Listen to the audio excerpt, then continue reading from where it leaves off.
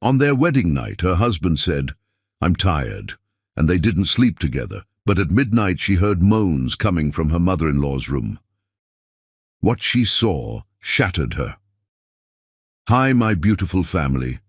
Today I lift a prayer for each of you. May God wrap every woman in strength, grace, and radiant beauty that never fades. May every man walk with wisdom, kindness, and courage. May every child be surrounded by laughter, light, and protection wherever they go. I pray your homes overflow with peace, your hearts with love, and your days with endless hope. May your struggles turn into stepping stones, your tears into blessings, and your dreams into shining realities. May love bind your family so tightly that nothing in this world can break you apart. My family, you are my heartbeat, the soul of my stories, and the reason I never give up. If your heart is with me, write, present.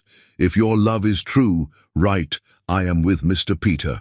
Some betrayals don't just break you, they remake you into something your enemies will never recognize. Tammy Owens lay perfectly still in the darkness, listening to her husband breathe on the other side of the bed. The silk sheets felt cold against her skin, despite the warmth of the summer night. She had imagined this moment 1,000 times during their courtship. The wedding night, the beginning of forever. She had not imagined this silence. "I'm tired," Jamie Green had said, barely looking at her before turning his back. No kiss, no touch, no explanation. Just those 2 words, delivered with the emotional warmth of a weather report, before he'd pulled the covers up and left her alone in the darkness. Tammy stared at the ceiling of the master bedroom, counting the shadows cast by moonlight through the curtains. The wedding had been everything she'd dreamed of. 300 guests had watched them exchange vows beneath crystal chandeliers. Her dress had been custom-made, flowing white silk that made her feel like she was floating. The reception had lasted until midnight, filled with champagne toasts and dancing and promises of happiness. But now, lying next to her husband of barely 6 hours, Tammy felt more alone than she'd ever been in her life. She told herself it meant nothing. He was tired. The wedding had been exhausting. Tomorrow would be different. Tomorrow he would hold her and apologize, and they would laugh about this awkward first night. Tomorrow would be better. Then she heard it. A low moan, muffled by walls, but unmistakable. Coming from down the hall, Tammy's breath caught. She sat up slowly, listening. There it was again, followed by whispered laughter. A woman's voice, breathy and intimate, coming from Jolene Green's room. Jamie's mother. Ice flooded Tammy's veins. She glanced at Jamie, but he hadn't moved. His breathing remained steady, unchanged. Either he was deeply asleep or he was pretending to be. The sounds continued, intimate sounds that made Tammy's stomach twist into knots. She slipped out of bed as quietly as possible. Her bare feet made no sound on the cold marble floor as she moved toward the door. She should go back to bed. She should ignore it. Whatever was happening in Jolene's room was none of her concern. But something pulled her forward. Some instinct that screamed danger, that warned her she needed to know the truth. The hallway was dark, except for a thin line of light beneath Jolene's door. As Tammy approached, the sounds grew clearer. Unmistakable now, the rhythmic creak of a bed, heavy breathing, whispered words she couldn't quite make out. Her hand trembled as she reached for the doorknob. Part of her wanted to turn back, to return to the master bedroom, and pretend she'd heard nothing. But a larger part, the part that had survived growing up poor and alone, the part that had learned to trust her instincts, that part knew she had to look. The door was cracked open, just slightly, just enough. Tammy pushed it wider. The scene burned itself into her memory like a brand pressed against bare skin. Jamie, her husband, tangled in sheets with another woman. A woman Tammy recognized immediately, Brielle Hartwick. The family friend who'd given a touching toast at the reception about love and loyalty and forever. But that wasn't the worst part. The worst part was Jolene Green, sitting in the corner armchair with a glass of wine, watching with the satisfied smile of someone enjoying a private performance. Time seemed to stop. Tammy stood frozen in the doorway, unable to process what she was seeing. This couldn't be real. This had to be a nightmare. Any moment she would wake up in bed next to Jamie and realize it was all just wedding night anxiety manifesting as terrible dreams. But then Jolene turned her head and looked directly at Tammy. "Oh," she said, her voice calm and unbothered, as if Tammy had merely interrupted afternoon tea. "You weren't supposed to see this yet, dear. Yet." That single word hung in the air like poison gas, choking Tammy with its implications. This was planned. This was intentional. This was not some terrible accident or moment of weakness. This was always going to happen. Jamie finally looked at her then, not with shock or shame or regret. His eyes were cold, flat, empty of anything resembling the man who'd spoken wedding vows to her that very evening. "Close the door," he said. Not a request, a command. Something inside Tammy shattered, not her heart, though that broke too. Something deeper, something fundamental. The part of her that believed people were essentially good. The part that trusted in promises and love and the sanctity of marriage. The part that thought she mattered. That part died in that doorway. Brielle giggled, actually giggled, as if this were all some amusing game. Jolene took a sip of her wine, her eyes never leaving Tammy's face. She was studying her, measuring her reaction, waiting to see what the poor little bride would do now that she'd discovered the truth. Tammy could scream. She could rage. She could throw things and demand explanations and make them all face what they'd done, but she did none of those things. Instead, she stepped back into the hallway, pulled the door closed, and walked away with steady, measured steps. Behind her, she heard Jolene's voice, muffled but clear enough. Well, that went easier than expected. Then laughter. Jamie's laughter mixing with Brielle's, as if Tammy's humiliation was the punchline to a joke they'd all been telling. Tammy walked back to the master bedroom. She didn't cry. Tears felt too small for what she was feeling. This was beyond tears. This was something colder, harder, more permanent. She pulled her suitcase from the closet and began packing. Not everything, just the essentials. Her mother's necklace, the only thing she had left of the woman who died when Tammy was young. Her college diploma, a few changes of clothes, the small amount of cash she'd saved before the wedding, money she'd hidden away because some instinct had told her to always have an escape plan. That instinct had been right. As dawn broke over the Green family estate, painting the sky in shades of gold and pink, Tammy walked out the front door. She carried one small bag and wore jeans and a t-shirt.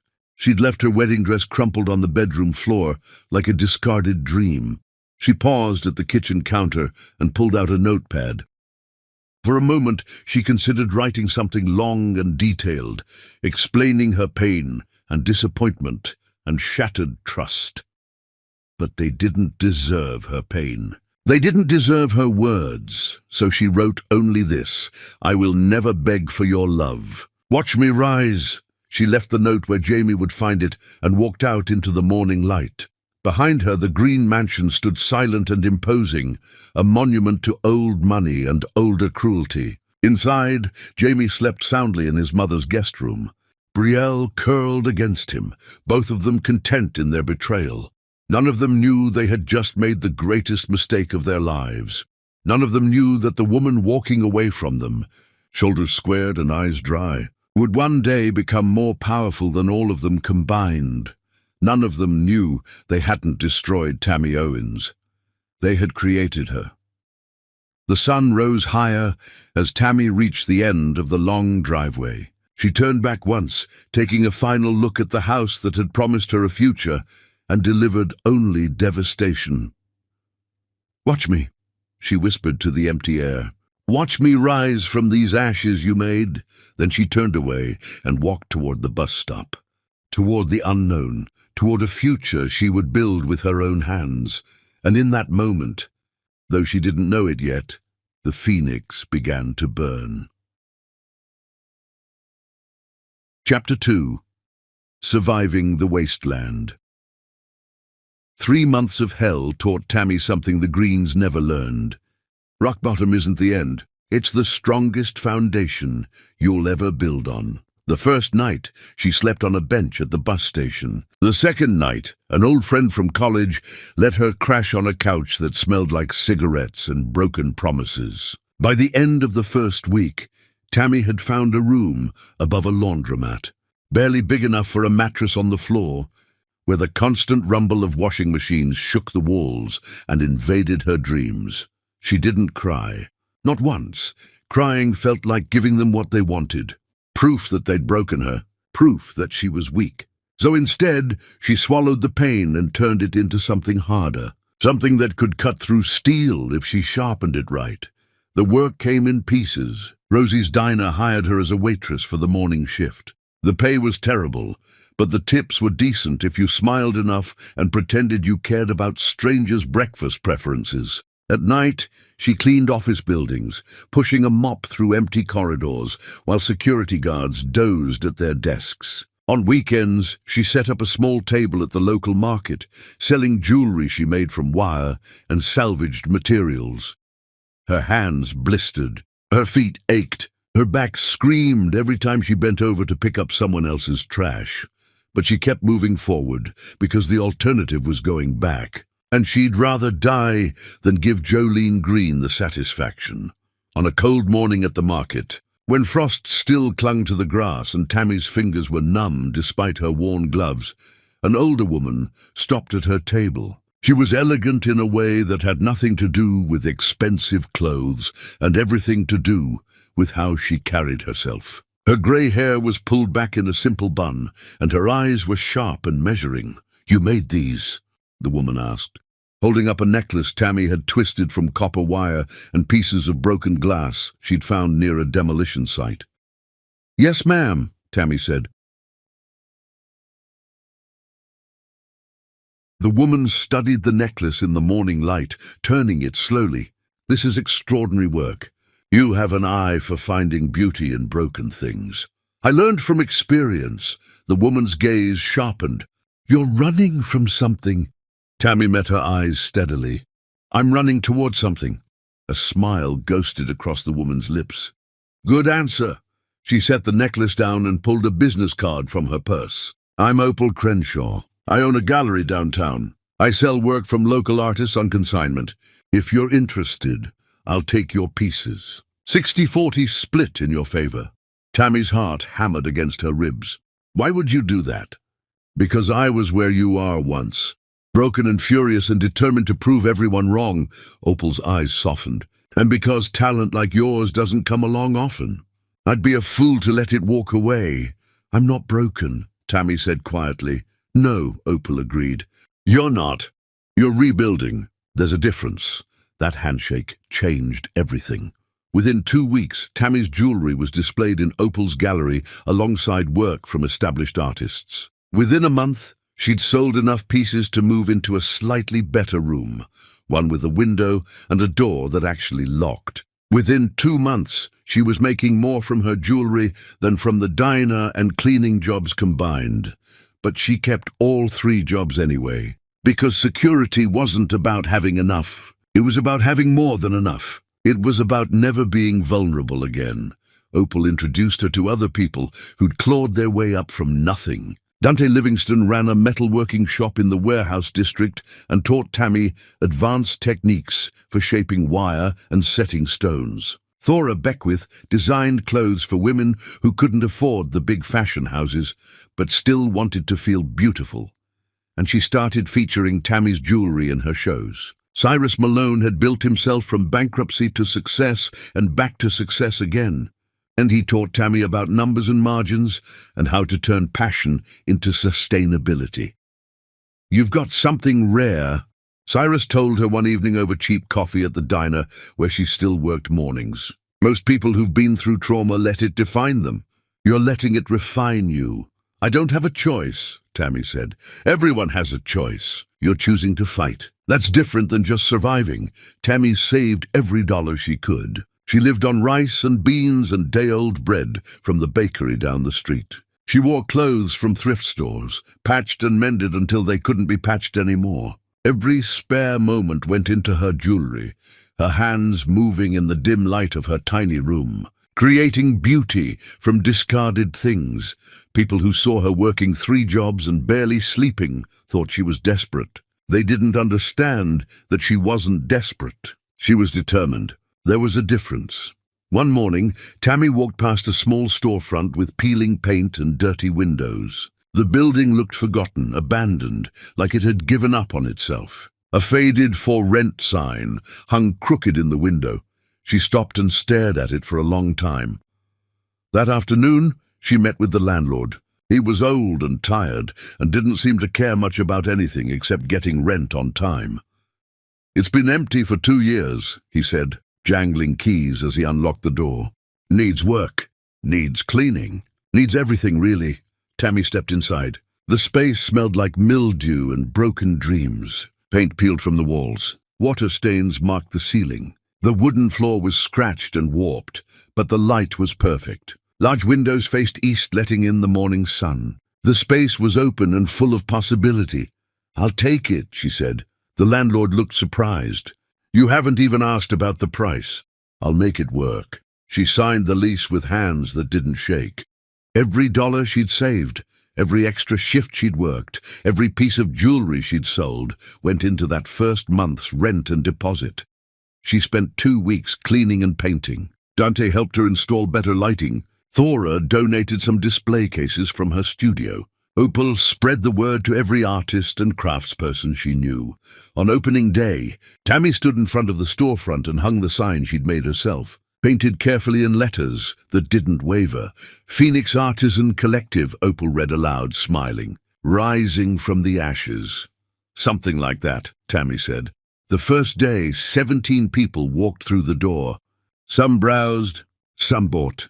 Some just wanted to see what this new place was about. Tammy made $400, standing behind the counter that night, counting the bills with hands that finally stopped hurting. Tammy thought about Jamie and Jolene. She wondered if they ever thought about her, if they ever wondered what happened to the woman they'd thrown away. She hoped they did. She hoped they thought she was broken and desperate and crawling through life, because one day they would learn the truth. One day they would see what she'd become, and on that day, she wanted the shock to hit them like a physical blow. Her first employee was a woman named Shiloh Reeves, a single mother who needed flexible hours and understanding. She came to the collective with a resume full of gaps and eyes that said she'd been through her own hell. "I can't pay much yet," Tammy admitted during the interview. "You're giving me a chance," Shiloh said quietly. "That's worth more than money right now." I know the feeling. They understood each other without saying more. Both of them were rebuilding from rubble. Both of them knew what it meant to be underestimated and discarded. "When do I start?" Shiloh asked. "Tomorrow morning, if you can." Shiloh's smile was small but genuine. "I'll be here." After she left, Tammy stood in the quiet shop and allowed herself one moment of satisfaction. Not happiness, not yet, but satisfaction. The grim pleasure of knowing she was building something real from nothing. The phoenix wasn't fully risen yet, but the flames were growing stronger. Chapter 3. The First Empire. Phoenix Artisan Collective opened on a Tuesday morning when rain drummed against the windows and the sky was the color of slate. Tammy unlocked the door at dawn, her heart hammering with equal parts terror and determination. By noon, she'd made her first sale. A young couple bought a bracelet for their daughter. By evening, she'd sold enough to cover the next day's expenses. By the end of the first month, she'd sold enough to hire Shiloh full-time. The collective became a gathering place for artists who worked with their hands and their hearts. People who knew what it meant to create something from nothing. Tammy featured local craftspeople, taking only a small percentage and giving them the exposure they needed. In return, they brought their customers, their friends, their families. Word spread slowly at first, then faster. The local newspaper ran a small story about the new shop. A lifestyle blogger featured Tammy's jewelry. Someone posted photos on social media, and they spread like wildfire. Within a year, Tammy opened a second location across town. Within 2 years, a third. By the end of the third year, she had 5 locations scattered across the state, each one staffed by people who needed a second chance, who understood that survival was a choice you made every single day. But Tammy wasn't content with just the collective. She'd learned something important during those early months of struggle. Beautiful things shouldn't only be affordable to the wealthy, but wealthy people would pay premium prices if you gave them premium quality. So she created 2 brands. Phoenix Artisans stayed accessible, selling pieces that working people could afford. But she launched a second line under her own name, Owens, simple, elegant, powerful. Owens pieces were made from gold and silver and precious stones. They were sold in department stores in cities Tammy had never even visited. They were featured in magazines with glossy pages and impossible standards. They were worn by women who had everything but still wanted more. The money poured in, not quickly but steadily, like water filling a well day after day, until suddenly you looked down and realized you'd created an ocean.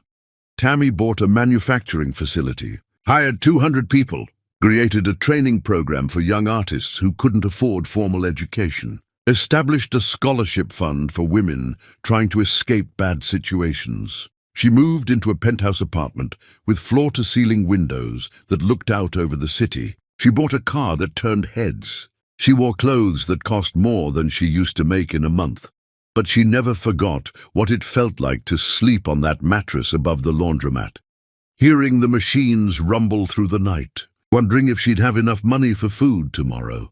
She kept that first room, in fact, paid the rent every month even though she never stayed there. It sat empty, a reminder of where she'd started, a promise to herself that she'd never go soft, never forget what it took to climb out of hell. Reporters wanted to interview her. They called her the self-made mogul who built an empire from broken pieces. They asked about her background, her inspiration, her vision for the future. She told them about growing up with nothing, about learning to create beauty from scraps, about believing in herself when nobody else did. She never mentioned the Greens, never spoke about a wedding or a husband or a betrayal that had burned her down to nothing. That part of her life was dead and buried, and she intended to keep it that way. Tell us about your personal life, a journalist asked during one interview. Are you married, dating? What drives you when you're not building your empire? Tammy smiled the way she'd practiced in the mirror, warm but revealing nothing. I'm married to my work. That's enough for now. It was enough. It had to be enough. Because letting someone close meant being vulnerable. And vulnerability was a luxury she couldn't afford. Her assistant, Romy Caldwell, was the only person who saw behind the carefully constructed walls. Romy had been with her for years, starting as a receptionist at the second location and working her way up through pure competence and loyalty. One evening, long after everyone else had gone home, Romy found Tammy still at her desk, reviewing designs for the new collection. You know it's past midnight, right? Romy said, leaning against the doorframe. Is it? Tammy didn't look up from her sketches. When was the last time you took a day off? I don't remember. That's what I thought. Romy walked in and sat down across from her. You're going to burn out. I've already burned. This is what rose from the ashes. Even phoenixes need to rest sometimes. Tammy finally looked up, meeting Romy's concerned eyes. If I rest, I remember. If I slow down, I think about things I'd rather forget. So I keep moving forward. It's worked pretty well so far, has it? Romy asked quietly. Because from where I'm sitting, you've built an incredible empire. But you're living in it alone. Alone is safe. Alone is lonely. I prefer lonely to betrayed. Romy was quiet for a moment. She knew better than to push too hard. Just promise me you'll think about it. About letting people in. About living, not just surviving.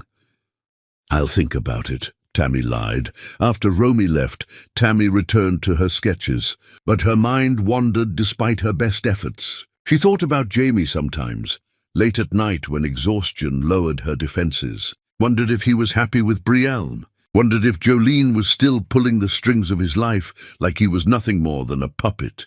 Wondered if they ever thought about her. Probably not. She'd been disposable to them, a nobody from nowhere, with nothing to offer except her naive belief in love and promises. Tammy touched her ring finger, bare for years now. She'd thrown her wedding ring in a river the day after she left, watched it sink beneath the dark water and felt nothing. Not satisfaction, not anger, not sadness. Just nothing. That numbness had been useful. It let her focus, let her build without distraction. But sometimes, in quiet moments like this, she wondered if she'd thrown away more than just a ring. If she'd thrown away her ability to feel anything real. The phone on her desk rang. It was late for calls, but in her world, someone was always working, always needing something. "Tammy Owens," she answered. "Miss Owens, this is Griffith Foundation. We're organizing our annual charity gala, and we'd love to have you as our keynote speaker. It's our biggest event of the year, and we think your story would inspire our donors." Tammy almost said no. She hated public events, hated putting herself on display, hated pretending to be something she wasn't. But then she thought about the exposure, about the donors who could fund her scholarship program, about the young women who needed to hear that survival was possible. "What's the date?" she asked. As the coordinator gave her the details, Tammy wrote them down with steady hands. A gala, the elite gathering to pat themselves on the back for their charitable donations. The kind of event the Greens would have attended back when they were still important, back when people cared about their name. "I'll do it," Tammy said. She hung up and returned to her sketches, pushing away the strange feeling in her chest. It felt almost like anticipation, like some part of her knew that accepting this invitation would change everything. But she ignored it. She'd learned to ignore feelings. Feelings were dangerous. Feelings made you weak. She'd learned that lesson on her wedding night, and she'd never forgotten it. Outside her window, the city glittered with 1,000,000 lights, each one representing someone's dream, someone's hope, someone's desperate climb toward something better. Tammy Owens had climbed higher than most, and she wasn't done rising yet. Chapter 4. The House of Green Collapses. While Tammy built her empire, the Green family discovered what happens when foundations rot from within. Houses built on lies eventually crumble, and theirs was no exception. The first crack appeared in the form of a journalist named Kai Sutherland. He'd been investigating corruption in old money families for years, piecing together patterns that others missed. When he started looking into the Greens, he found a trail of destruction that went back decades. What started as routine research had uncovered something far darker than he'd anticipated. The article ran on a Tuesday morning. The headline was simple and devastating: "The Green Family, a Legacy of Lies." Jolene Green woke to find her phone exploding with calls and messages. By noon, the article had been shared thousands of times. By evening, it was national news. News anchors discussed it during prime time. Social media dissected every detail. The Green name, once synonymous with power and prestige, became synonymous with corruption and cruelty. Kai Sutherland had documented everything with the precision of a surgeon and the passion of a crusader. The business deals Jolene had sabotaged through blackmail. The competitors she'd destroyed with manufactured scandals. The families she'd ruined because they dared to challenge her social standing. The careers she'd ended with a whispered word in the right ear. The web of manipulation she'd spun over decades, pulling strings and crushing anyone who threatened the Green legacy. He had proof. Documents, recordings, testimony from dozens of people who'd finally found the courage to speak. Former employees who'd been forced to participate in schemes they didn't understand. Rivals who'd been destroyed and spent years rebuilding. Families who'd lost everything because they dared to stand in Jolene's way. The evidence was overwhelming, undeniable, damning. "Mother, we need to respond to this," Jamie said, standing in her apartment that had once been a mansion bedroom. Even their home had been seized, sold to cover debts that kept mounting. The walls here were thin, the furniture cheap, the view overlooking a parking lot instead of manicured gardens. Respond? Jolene laughed, but it sounded hollow, brittle, like glass about to shatter. What would you have me say? That the truth isn't the truth? That everyone who spoke against me is lying? That you could deny it? I could, but we both know it wouldn't matter. She poured herself a glass of wine with shaking hands, the bottle-cheap supermarket brand instead of the imported vintages she'd once collected. The world loves to watch the powerful fall. They've been waiting for this, praying for it, and now they have their spectacle. The calls came fast after that. Investors withdrawing their support, their voices cold and businesslike, where once they'd been warm and deferential. Partners terminating contracts with legal letters full of clauses about moral character and public image. Social clubs revoking memberships, the same clubs where Jolene had once held court like royalty. Jolene Green, who had once been the queen of society, became its pariah overnight. Invitations stopped coming. Old friends crossed the street to avoid her. Her name became something people whispered about in scandalized tones. But the real damage hit Jamie. His company, which had been propped up by his mother's connections and his wife Brielle's family money, collapsed like a house of cards in a hurricane. The Hartwick family, desperate to distance themselves from the scandal, pulled their support completely. Publicly, brutally, they issued statements condemning the Greens, claiming they'd been deceived, that they'd had no knowledge of Jolene's activities. Brielle filed for divorce the same week, with a statement released to the press that made headlines of its own. I was deceived by the Green family, she said in her statement. Their corruption, their manipulation, their complete lack of moral character was hidden from me. I'm grateful the truth has finally come to light, and I'm relieved to be free from their influence. Jamie read the statement in his empty office, surrounded by boxes of his belongings that would be cleared out by end of day. She'd stood beside him at that wedding, laughing at Tammy's humiliation. She'd shared his bed while his actual wife slept alone down the hall. And now she was rewriting history, painting herself as a victim instead of an accomplice. The lies came so easily to her, so naturally, that Jamie wondered if she even recognized them as lies anymore. You getting all this packed up? The building manager asked, poking his head through the door. Security needs you out by 5. I'll be done, Jamie said numbly, staring at the boxes that held the remnants of a life he no longer recognized as his own. The mansion was seized to cover debts. The cars were sold at auction, strangers sitting in seats where generations of Greens had sat. The bank accounts were frozen pending investigation into whether the money had been obtained through his mother's schemes. What that had hung in the family for generations went to collectors. Furniture that had been custom-made sold for pennies on the dollar. Everything Jamie had inherited, everything he'd taken for granted, vanished like smoke in a strong wind. He moved into a studio apartment in a neighborhood he'd never even driven through before. The walls were thin enough that he could hear his neighbors' conversations, their arguments, their lives bleeding through the cheap construction. The plumbing rattled. The heating worked sporadically. His neighbors yelled at all hours, their problems becoming his problems through sheer proximity. He'd gone from sleeping in a bedroom bigger than most people's entire homes to sleeping on a mattress that came with the furnished rental, lumpy and uncomfortable and smelling faintly of other people's lives. The job offers stopped coming. Nobody wanted to hire someone with the Green name attached to them, not anymore. The name that had once opened every door now closed them all. Eventually, after weeks of rejection, he took a position managing a retail store in a strip mall. The pay was barely enough to cover rent and food.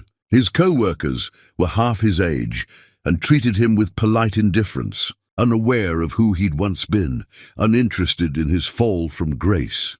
Every morning, Jamie woke up and looked at himself in the scratched bathroom mirror and tried to remember the man he'd been. The man with everything. The man who'd thought himself untouchable. The man who'd believed his name and his money made him better than others.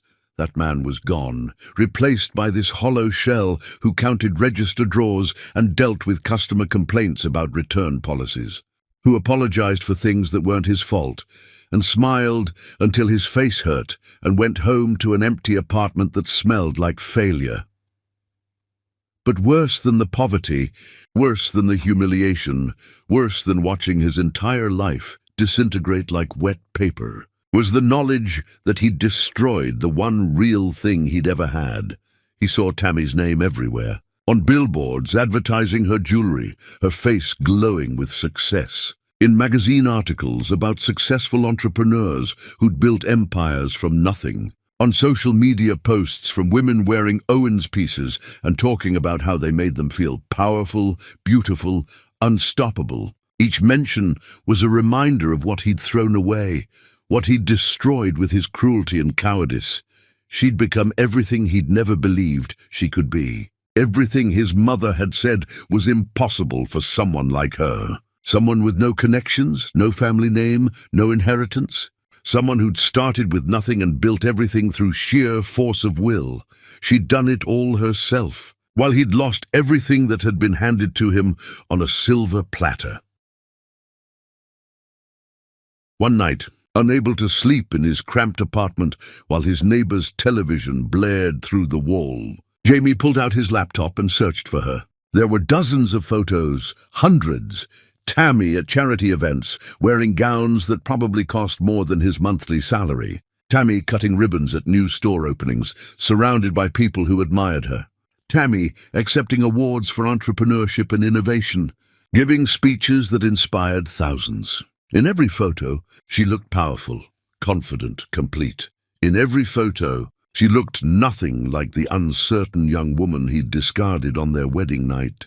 He wondered if she ever thought about him, if she ever saw his name attached to the scandal and felt satisfaction at his fall, if she even cared enough to check what had become of the man who'd thrown her away like she was nothing. Probably not. He'd been nothing to her in the end, just like she'd been nothing to him in the beginning. The difference was she'd turned her nothing into everything, and he'd turned his everything into nothing. She'd proven everyone wrong, while he'd proven everyone right. Jamie, his mother's voice came through the phone one evening, breaking months of silence between them. "I need money." "I don't have any money, Mother. Don't lie to me. You must have something saved. I'm living in a hovel. Do you understand? Me, Jolene Green, in a one-bedroom apartment with peeling wallpaper and broken heating, with neighbors who blast music at all hours and hallways that smell like cooking grease. I'm living in a studio apartment and working retail. I have nothing to give you. This is your fault," she hissed, her voice sharp with familiar venom. "If you'd handled that girl properly from the beginning, none of this would have happened. If you'd just stayed away from her after the wedding, if you'd divorced her quietly like I told you to, we'd still have everything." Something in Jamie snapped. "Her name is Tammy, and she wasn't the problem. We were, you and me. We destroyed everything good and now we're paying for it. How dare you? No, I'm done, Mother. I'm done with your excuses and your manipulation and your refusal to take responsibility for anything. You destroyed our family. You destroyed our name. You destroyed me. And I let you do it because I was too weak to stand up to you." He hung up before she could respond. Blocked her number, sat in the silence of his tiny apartment and realized he'd just cut the last tie to his old life, the final thread connecting him to everything he'd once been. It should have felt liberating. Instead, it just felt empty, like cutting off a diseased limb, necessary but painful. That night, scrolling through news on his phone, Jamie saw an announcement that made his heart stop. The Griffith Foundation Gala, the annual event where the city's elite gathered to donate and network and congratulate themselves on their generosity. And this year's keynote speaker, Tammy Owens. He stared at her photo for a long time. She was smiling, but it didn't quite reach her eyes. Even through the glossy professional photo, he could see it. The hardness, the walls, the armor she'd built to protect herself from people like him. From betrayal, from cruelty, from the kind of pain he'd inflicted. Before he could think too hard about it, Jamie purchased a ticket to the gala. It cost more than he should spend, more than was reasonable given his situation. He'd have to eat ramen for 2 weeks to make up for it. Skip meals. walked to work instead of taking the bus, but he had to see her, had to face her, had to try to say something, anything, to make up for what he'd done. He didn't expect forgiveness. He didn't deserve it, but maybe, just maybe, he could at least apologize. Could look her in the eye and tell her he knew what he'd destroyed. Could show her that he understood finally what he'd thrown away. The gala was weeks away. Jamie marked it on his calendar and tried not to think about what would happen when he stood in the same room as the woman whose life he'd shattered, only to watch her rise higher than he'd ever climbed. Chapter 5. The Gala Confrontation. Fate doesn't believe in coincidence. It believes in reckoning.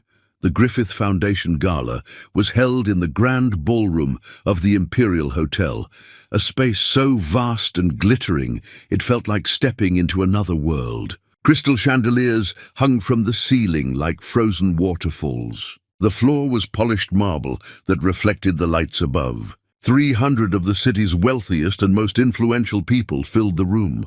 Dressed in designer gowns and tailored tuxedos, Jamie Green stood near the bar in a rented tuxedo that didn't quite fit, feeling like an imposter among kings. He'd arrived early, partly from nervousness and partly because he wanted to see her the moment she walked in. He didn't have to wait long. Tammy entered at precisely the appointed time, and the room seemed to pause. She wore a gown the color of molten gold that caught the light with every movement. Her hair was styled in an elegant updo. Diamond earrings glittered at her throat. She moved through the crowd with the confidence of someone who'd earned her place there, not someone who'd been born into it. Jamie's breath caught in his chest. This was not the uncertain young woman who'd believed in his promises. This was someone entirely new. Someone forged in fire and tempered by betrayal into something harder than steel. She was magnificent. For the first hour, Jamie watched from a distance as Tammy worked the room. She spoke with senators and philanthropists, artists and activists. She laughed at appropriate moments, listened with genuine interest, commanded attention without demanding it. People gravitated to her like moths to flame, wanting to be near her light. Finally, as the crowd began settling for dinner, Jamie found his courage. Or perhaps he'd simply run out of excuses. He crossed the ballroom, weaving between tables, his heart hammering so hard he thought it might crack his ribs. Tammy was mid-conversation with an older man Jamie vaguely recognized as someone important. She was gesturing with one hand, making a point when she stopped. Her eyes tracked across the room and locked onto Jamie's. For a moment, neither moved. The man she'd been talking to said something, but Tammy didn't respond. She simply stared at Jamie, her expression unreadable. No shock, no anger, no recognition of any feeling at all. Just those cold, assessing eyes measuring him from across the space. Jamie forced himself to keep walking, forced his legs to move, even though every instinct screamed to turn around and run. When he finally stood in front of her, close enough to smell her perfume, something expensive he didn't recognize, the words he'd rehearsed for weeks evaporated from his mind. "Tammy," he managed, his voice barely above a whisper. The room around them had gone quiet. People were noticing, turning to watch, whispering behind their hands. Everyone knew the story. Everyone remembered what the Greens had done, what they'd lost, how they'd fallen. "Mr. Green," Tammy said coolly, her voice carrying across the suddenly silent ballroom. Not Jamie. Mr. Green, formal and distant as if he were a stranger who'd accidentally bumped into her. "How unexpected. Please, I need to talk to you. We have nothing to discuss. Tammy, please. Just 5 minutes. I'm begging you." Something flickered in her eyes. Not softness, but something colder. Satisfaction, perhaps, at hearing him beg the way she'd never begged him. "No," she said simply, and began to turn away. Jamie felt something break inside him. All the shame, all the regret, all the knowledge of what he'd destroyed came crashing down at once. His legs gave out, and he fell to his knees on the marble floor. The entire ballroom gasped. "Tammy, please!" His voice cracked, raw and desperate. "I was wrong. I destroyed the best thing that ever happened to me. I destroyed us." I destroyed everything. Security guards began moving forward, but Tammy raised one hand. Just that gesture, small and controlled, and they stopped. The entire room waited, 300 witnesses holding their breath. She looked down at him with those cold, beautiful eyes. Let him kneel there, let him sob, let the cameras flash and capture this moment of his complete humiliation. Let him feel what she'd felt. "You want to talk?" she finally said, her voice like winter ice. "Then talk." Jamie pressed his forehead to the floor, unable to meet her gaze. "I was a coward. My whole life, my mother controlled everything. Who I married, who I divorced, who I slept with. I let her destroy you because I was too weak to stand up to her. I was too afraid to be my own person. You could have chosen differently. I know." "God, I know." He looked up at her, tears streaming down his face without shame. "I've lost everything, Tammy. My name, my money, my reputation, my soul. But the worst part, the part that keeps me awake every single night, I lost you. And I didn't even realize what I had until it was gone." Memories crashed over Tammy like waves. The sound of his laughter from his mother's room, the coldness in his eyes when he told her to close the door, the way he turned his back on her on their wedding night, like she was nothing more than an inconvenience. "You didn't lose me," she said softly, but her voice carried through the silent ballroom. "You threw me away, like I was garbage, like our vows meant nothing, like I was nothing. I know what I did. I know what I am. And I've regretted it every single day since." Tammy crouched down, forcing him to meet her eyes. She wanted him to see the woman he'd created, the phoenix born from the ashes of his betrayal. "I rose from the ashes you left me in," she said, each word precise and sharp as a blade. "I clawed my way up from nothing. I slept on floors and worked until my hands bled and built myself into something you never believed I could be. And you know what the most beautiful part is?" Jamie shook his head, tears dripping onto his rented shoes. "I don't need your apology. I don't need your regret. I don't need anything from you at all." She stood towering over him in her golden gown. "But if you're genuinely sorry, if this isn't just another performance for an audience, then prove it. Not with tears, not with words, with actions. Show me you've become a man worth forgiving." "How?" he whispered. "Tell me how and I'll do it. Figure it out yourself. That's what I had to do." Tammy turned and walked away, her heels clicking on the marble floor. The crowd parted before her like water before a ship. Behind her, Jamie remained on his knees, shattered and sobbing in front of everyone who mattered in this city. She didn't look back, didn't give him the satisfaction of seeing if his pain affected her. She simply walked out of the ballroom with her head high and her back straight, leaving him exactly the way he'd left her, broken and alone with nothing but the ashes of what might have been. Chapter 6. The Marathon of Redemption. Redemption isn't a sprint. It's a marathon through broken glass while the world watches you bleed. Jamie didn't go home that night. Instead, he walked through the city streets until his feet hurt and blisters formed on his heels from the dress shoes he'd rented. He walked until the sun began to rise, painting the sky in shades of pink and gold, colors that reminded him of Tammy's gown, of her strength, of everything he'd destroyed. When dawn broke over the skyline, he found himself standing outside the Mercy Women's Shelter, a place he'd seen mentioned in articles about Tammy's charitable donations, her efforts to help women rebuild their lives after escaping situations that had nearly destroyed them. The door was unlocked. Inside, a woman with kind eyes and tired shoulders looked up from a desk covered in paperwork, grant applications, intake forms, the administrative burden of saving lives. She had the look of someone who'd seen too much suffering and refused to look away from it. "Can I help you?" she asked, her voice cautious but not unkind. "I want to volunteer," Jamie said, his voice hoarse from a night of walking and crying, from screaming into the void of his own guilt. She studied him for a long moment, taking in his rumpled tuxedo and red-rimmed eyes, the obvious signs of someone who'd hit rock bottom and was searching for a way back up. "We don't usually take walk-ins. There's a process, background checks, training." "I know. But I need to do something. I need to be useful, please. The desperation in his voice was raw, undisguised. I need to be more than what I've been.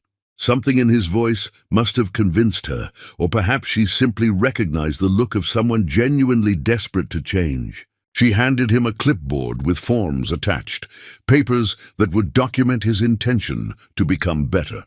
Fill these out. If you're serious, be here tomorrow morning at 6. We serve breakfast at 7, and we need help setting up.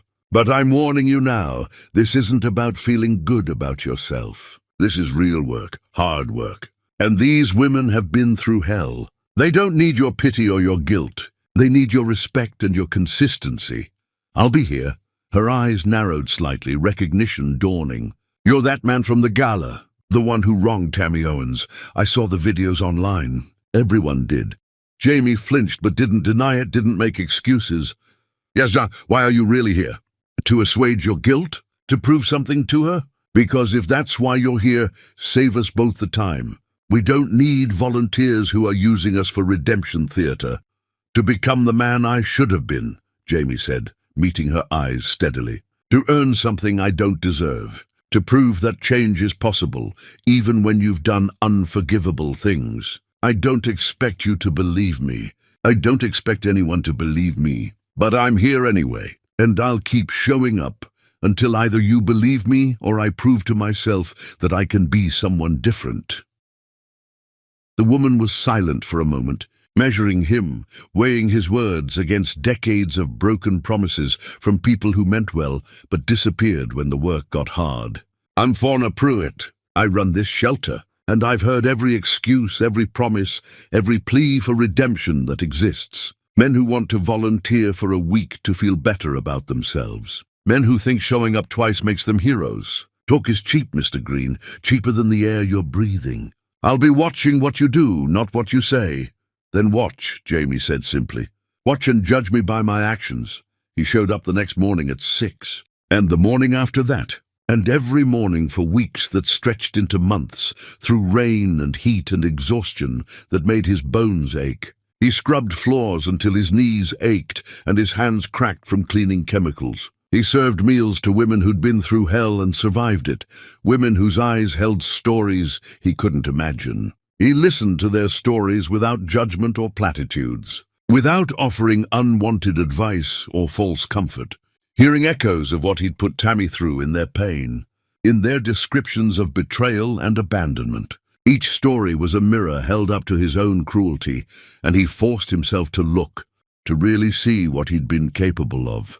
One woman, Kendra Stiles, reminded him achingly of Tammy. She had the same fierce determination in her eyes, the same refusal to let her circumstances define her, the same steel core wrapped in flesh and blood. She'd left an abusive marriage with nothing but her daughter and her determination to survive, walking out with the clothes on her back and a resolve that nothing would ever make her go back. "Why do you volunteer here?" she asked him one morning while they were washing dishes side by side, her hands moving efficiently through the soapy water while Jamie scrubbed pots with the kind of vigor that came from trying to scour away guilt. "Because I hurt someone who didn't deserve it. Because I was complicit in cruelty, in creating the kind of pain that lands women in places like this. Because I need to learn how to be better than I was." That's honest, at least. Most volunteers give us some speech about giving back to the community or feeling called to serve. She glanced at him sideways. "Honesty is all I have left." Kendra studied him, soap suds clinging to her hands. "You know what the hardest part is? After you escape, after you rebuild, after you think you're finally safe, it's learning to trust again. Learning that not everyone will hurt you. Some of us never learn that lesson. We build walls so high that nobody can ever climb them. And we tell ourselves it's strength when really it's just fear." Jamie thought about Tammy, surrounded by success but alone, encased in armor that nothing could penetrate. "I know." On weekends, Jamie started mentoring at a youth center in the same neighborhood, working with teenagers who'd aged out of foster care or were on the verge of it. One of the teenagers, Flynn Guerrero, had grown up in the system and was aging out with nowhere to go and no support system. Facing adulthood with nothing but uncertainty and a deep mistrust of anyone who claimed they wanted to help, Jamie helped him apply for jobs, taught him to interview with confidence instead of defensiveness, shared the painful lessons he'd learned about humility and hard work and starting over when everything had collapsed. "Why do you care?" Flynn asked suspiciously one afternoon, his arms crossed defensively. "What do you get out of this? Nobody does something for nothing." "Nothing," Jamie admitted. "Maybe that's the point. Maybe doing something for nothing is the only way to prove you've changed. That's some philosophical bullshit." "Maybe, but it's true." He attended therapy sessions with Dr. Leona Marchetti, a psychologist who specialized in family systems and toxic relationships, in unpacking the damage done by parents who loved control more than their children. She made him examine every assumption he'd ever held about love. Control and power made him look at patterns he'd inherited without knowing it, behaviors he'd absorbed like poison through his skin. "Your mother didn't teach you how to be a partner," she said during one session, her voice calm but unwavering. "She taught you that love was about possession and control, that people were tools to be used for maintaining image and status, that vulnerability was weakness and compassion was foolishness. Those lessons are written into your bones, Mr. Green. They're part of your operating system. I know that now. Knowing isn't enough. You have to unlearn those patterns, rebuild yourself from scratch, rewrite the code you were programmed with. It's painful work, Jamie. Most people give up halfway through because facing yourself honestly is harder than anything else you'll ever do. Harder than poverty, harder than public humiliation, harder than losing everything. Because you can't lie to yourself anymore. You can't pretend you're someone you're not. I won't give up. We'll see. That's what everyone says at the beginning. But redemption is a marathon, not a sprint. And most people run out of strength before they reach the finish line. He wrote letters to Tammy, not begging for forgiveness or making excuses or asking for another chance. Just documenting his journey, his stumbling attempts to become someone different. Telling her about Kendra and Flynn and Dr. Marchetti, about the women at the shelter who were rebuilding their lives with courage that humbled him daily, about the slow, painful process of becoming someone he could respect when he looked in the mirror, someone who didn't immediately look away in shame. He never expected responses, never checked his mailbox hoping for a reply. He sent the letters anyway, addressed to her main office, hoping she'd at least read them, hoping she'd see that his transformation wasn't a performance, but a genuine metamorphosis. Months passed.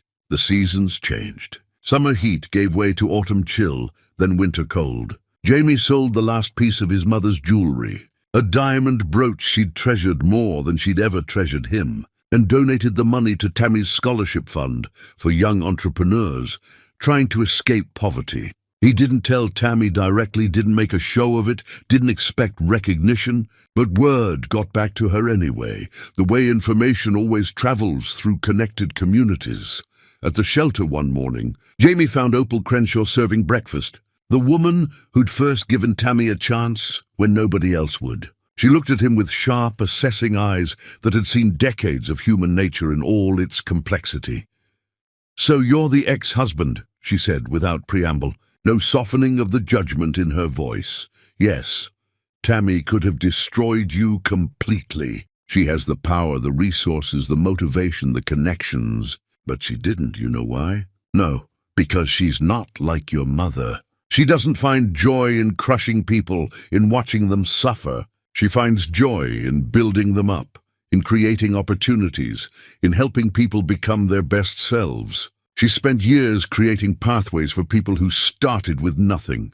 Opal handed him a dish towel, the gesture somehow feeling like a test. "The question is, can you become someone worth building? Or are you forever defined by the worst thing you've ever done?" Jamie thought about that question while he dried dishes, while he mopped floors, while he listened to survival stories that broke his heart and put it back together in a slightly different shape. Could he become someone worth building? Or was he forever the man who'd destroyed his wife on their wedding night, trapped in amber, preserved in his worst moment? "I don't know," he admitted to Opal later, the honesty painful but necessary. "But I'm trying. Every single day I'm trying to become someone different." "That's a start," Opal said. "Not a finish, but a start." One evening, Jamie's phone buzzed with a text from an unknown number. His heart jumped, thinking it might be Tammy, hoping against hope that she'd finally decided to respond. Instead, it was a photo from his mother's latest phone number. Despite him blocking her repeatedly, despite the restraining order, despite everything, the photo showed Tammy leaving her office building, captured from across the street. The message below read, "She ruined us. She deserves to be ruined in return. I know people who could make problems for her empire. Just say the word, and I'll destroy her the way she destroyed us." Jamie stared at the message for a long time, his hands shaking with rage and something close to fear. Here was his mother, still poisonous, still manipulative, still trying to pull him into her web of cruelty, still unable to accept that she'd destroyed herself. He could ignore it. He could block this number like he'd blocked the others, but ignoring wasn't enough anymore. Not if his mother was threatening Tammy, not if her poison was spreading toward the one person he was trying to protect. Jamie screenshot the message, blocked the number again, and contacted his lawyer. "I need to document everything. Every threat, every message, every time she's tried to contact me since I cut her off. And I need to warn someone." "Who?" "Tammy Owens. My mother is threatening her. She needs to know that the war isn't over." It took him 3 days to work up the courage, 3 days of carrying his phone like it weighed 1,000 pounds. Finally, late one evening, when exhaustion had lowered his defenses, he sent an email to Tammy's office account. Not the personal letters he'd been writing, but a formal warning with all the screenshots attached, evidence of his mother's continuing malice.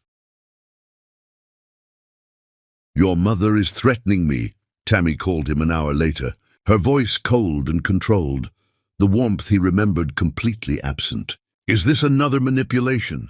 Another game? Some elaborate scheme you've cooked up together?" "No, I swear.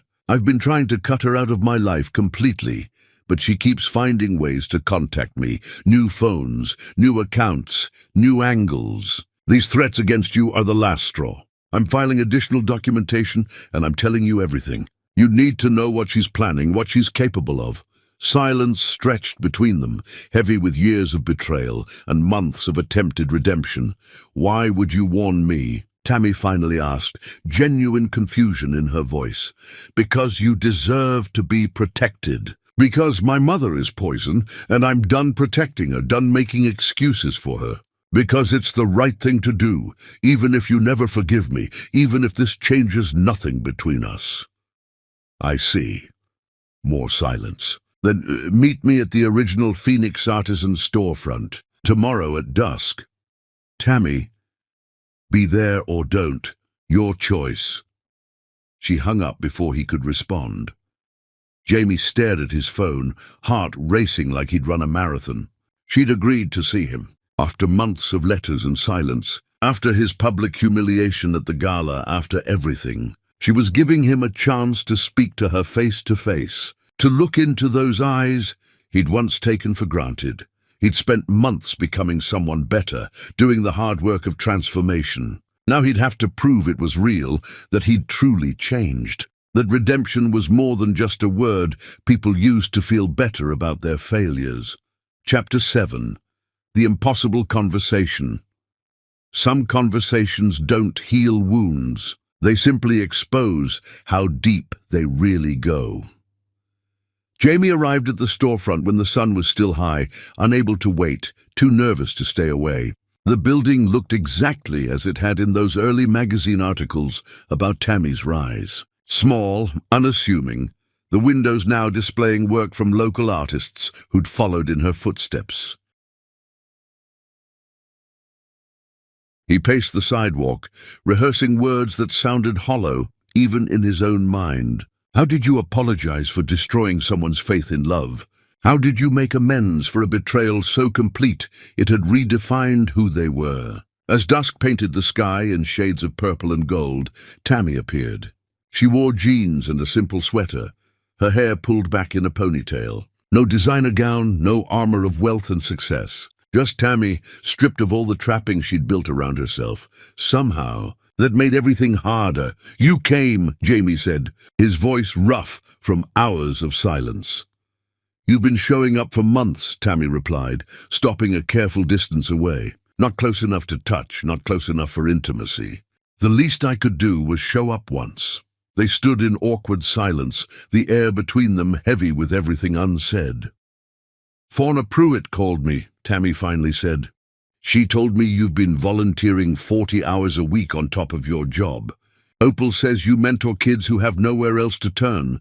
Dr. Marchetti says your progress in therapy has been remarkable. I'm trying to be better." "Why?" The question came sharp and sudden. "Why now? Why after everything you did? Why should I believe this isn't just another act? Because I don't want anything from you."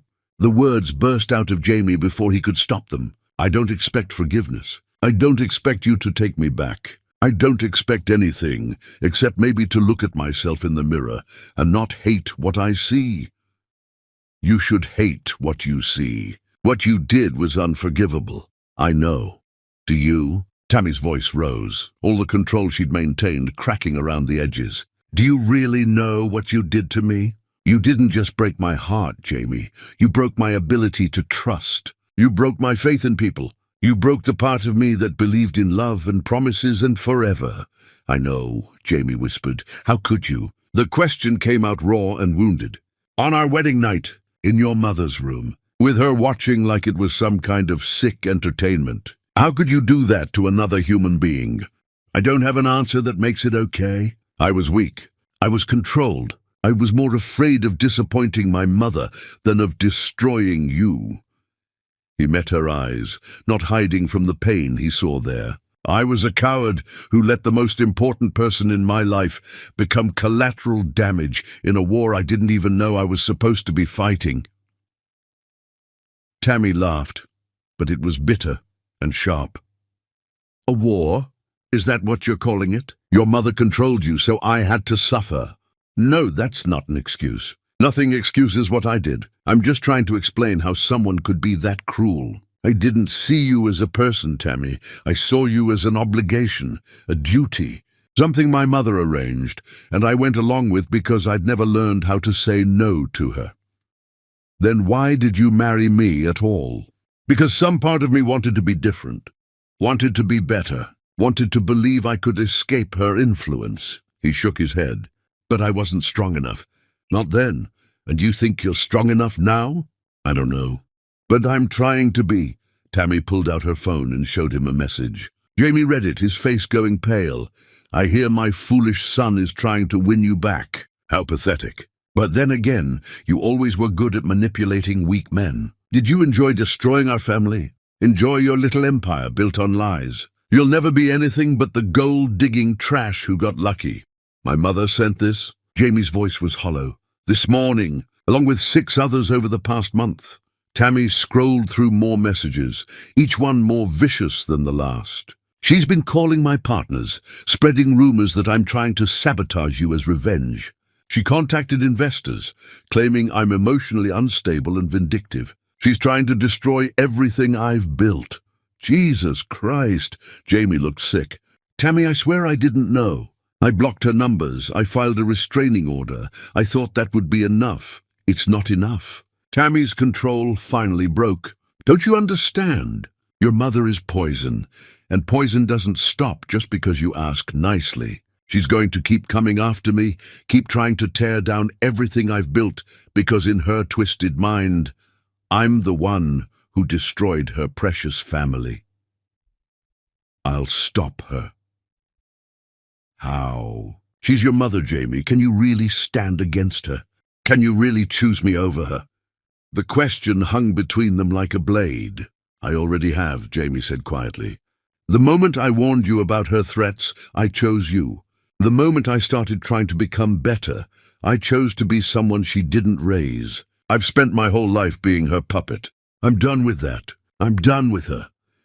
Tammy studied him, searching for cracks, for weakness, for any sign of the man who'd crumbled under his mother's will. "Here's what's going to happen," she said finally, her voice steady again. "You're going to handle your mother permanently, not just a restraining order, not just blocking numbers. You're going to make it clear that if she comes near me, my work, or anyone I care about, there will be consequences. Legal consequences, public consequences, whatever it takes. I will. And if you fail..."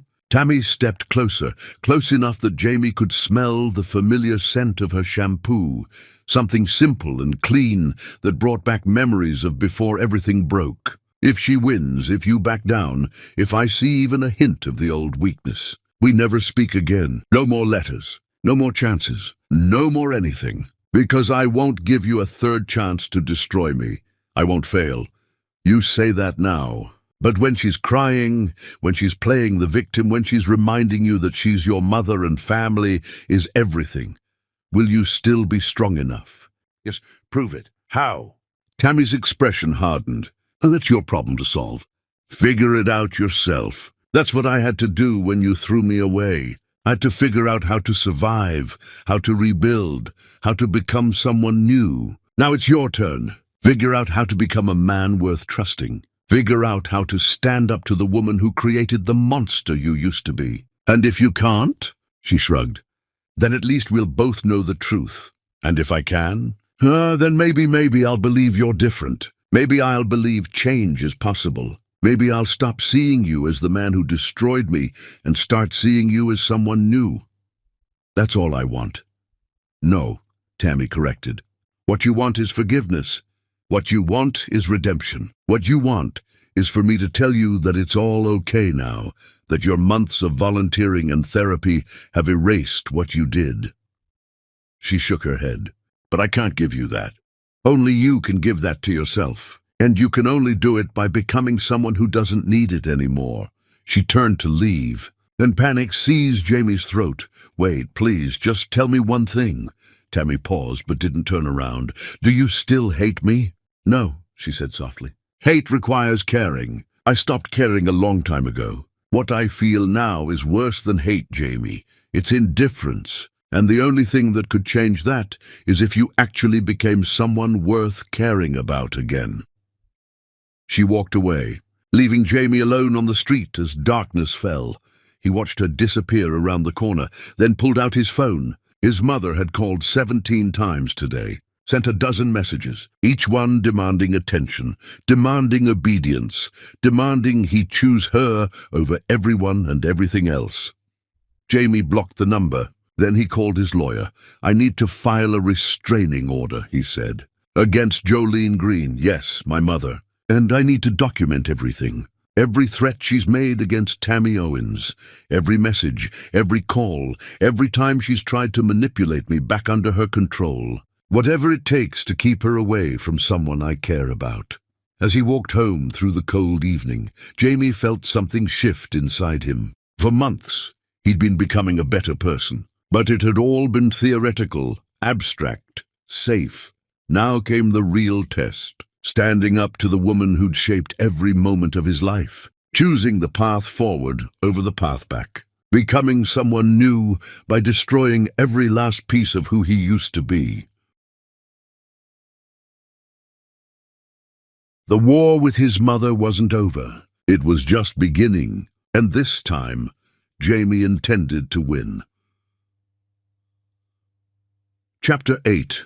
The Mother's War. Jolene Green didn't build an empire by accepting defeat, and she wouldn't let her son choose some nobody over his own blood. The restraining order arrived at Jolene's apartment on a grey morning when rain hammered against the windows. She read it once, twice, 3 times, unable to believe what she was seeing. Her own son, the boy she'd raised and shaped and controlled, had filed legal papers against her. She called him immediately. Blocked. She tried texting. Blocked. She sent an email. It bounced back with an automated message that her address had been filtered. He'd actually done it. He'd actually chosen that woman over his own mother. Jolene poured herself a glass of wine, even though it wasn't yet noon. Her hands shook with rage as she pulled out her phone and scrolled through her contacts. Years of manipulating people, of collecting favors and secrets, of building leverage had left her with a network that most people couldn't imagine. She might have lost her money and her mansion and her social standing, but she still had power, and she knew exactly how to use it. First, she called Randolph Pierce, a man who'd built his fortune through methods that didn't bear close scrutiny. He owed her for keeping certain secrets buried during the Kai Sutherland investigation. "Jolene," he answered warily, "I heard about the restraining order. I need information about Tammy Owens and her empire. Anything that could be used against her. I know you have people who specialize in finding weaknesses. I don't think that's a good idea. The Owens woman is well connected now, and I can't afford another scandal. You can't afford for me to talk about how you made your first million either. Your choice, Randolph." Silence. Then reluctantly, "I'll see what I can find." Next was Sloane Thayer, an editor at a tabloid magazine who'd climbed her way up by destroying reputations. They'd been friends once, back when Jolene had power to offer. "I need you to run stories," Jolene said without preamble. "About Tammy Owens, about labor violations, financial irregularities, anything that makes her look questionable. Do you have proof of any violations?" Does it matter? You've never needed proof before. Things are different now, Jolene. You're not in a position to protect me anymore. And Owens has lawyers who would bury me for publishing lies. Are you refusing me? I'm being smart. Something you should try." Sloane hung up before Jolene could respond. Fury burned through Jolene's chest. How dare they? How dare everyone turn their backs on her after everything she'd done for them, all the favors she'd granted, all the secrets she'd kept. She tried 6 more contacts. Half didn't answer. The others made excuses and got off the phone as quickly as possible. Nobody wanted to be associated with the Green family anymore. Nobody wanted to help her exact revenge. Fine, if they wouldn't help directly, she'd work around them. Jolene contacted Vance Hartley, a lawyer whose ethics were flexible and whose loyalty could be bought. "I need you to file complaints, anonymous ones, about Tammy Owens' companies. Labor violations, safety concerns, financial irregularities. Anything that will trigger investigations and tie her up in legal problems. That could backfire on you. I have a restraining order against me. I can't get any lower, but I can take her down with me. It'll cost you. I'll pay. Whatever it takes." Over the following weeks, anonymous complaints began appearing. Regulatory agencies received tips about violations that didn't exist. Investors received mysterious packages containing doctored documents suggesting financial fraud. Local news outlets got anonymous calls about labor problems at Tammy's facilities. Most of it was easily disproven. But it took time and energy and money to fight. Time and energy and money that could have been spent growing the empire Tammy had built. At her office, Tammy sat across from Romy, reviewing yet another baseless complaint that had been filed against one of their facilities. "This is the 5th one this month," Romy said. "Someone is orchestrating this. I know who. Jolene Green." "Who else?" Tammy set down the papers and rubbed her temples. "He's using intermediaries, staying just far enough away that the restraining order doesn't apply. She's not contacting Jamie or me directly. She's just destroying everything I've built piece by piece. What are we going to do?" "We'll fight. What else can we do?" But fighting was exhausting. 3 investors pulled out of a major expansion deal, spooked by the rumors and complaints even after they were proven false. The damage had been done. Doubt had been planted. Tammy worked 18-hour days, putting out fires, reassuring partners, documenting everything in case it became a legal matter. She barely slept, barely ate. All her energy went into protecting what she'd built from a woman who couldn't stand to see her succeed. Meanwhile, Jamie remained oblivious. He'd blocked his mother so completely that he had no idea she'd launched a covert war against the woman he was trying to prove himself to. He continued volunteering at the shelter, mentoring Flynn, attending therapy. He was becoming better, stronger, more capable of standing on his own. But he didn't know that while he was building himself up, his mother was tearing Tammy down. At the shelter one morning, Shiloh pulled Jamie aside. "Has anyone been asking about you? Following you? Watching the shelter?" "No, why?" "I've seen someone in a car across the street the past 3 days, just sitting there watching. It might be nothing, but after everything that happened with your family, I thought you should know." Jamie's blood ran cold. "What kind of car?" "Issue, black sedan. Tinted windows. Professional looking. A private investigator." Jamie felt sick. "My mother must have hired someone to watch me. Why would she do that?" "And me, because she's gathering information. Building a case. Planning something." He pulled out his phone. "I need to warn Tammy." He called her office. Romy answered with exhaustion clear in her voice. "I need to speak with Tammy. It's urgent. She's in a meeting with lawyers. We've been dealing with a wave of false complaints, and I can't—" "False complaints?" Jamie's stomach dropped. "What kind of complaints?" "Anonymous tips about labor violations, safety issues, financial problems. All of them false, but they still require time and resources to fight. We're pretty sure someone is orchestrating it, but we can't prove who." Jamie closed his eyes. "It's my mother. It has to be. She's using intermediaries to stay within the bounds of the restraining order while still attacking Tammy indirectly." "Can you prove it?" "Not yet, but I will. Let me talk to Tammy, please." 10 minutes later, Tammy called back. Her voice was sharp with exhaustion and barely controlled anger. "Your mother is trying to destroy everything I've built." "I know. I just found out." "Tammy, I'm so sorry. I thought blocking her would be enough. I thought the restraining order would stop her. I was wrong.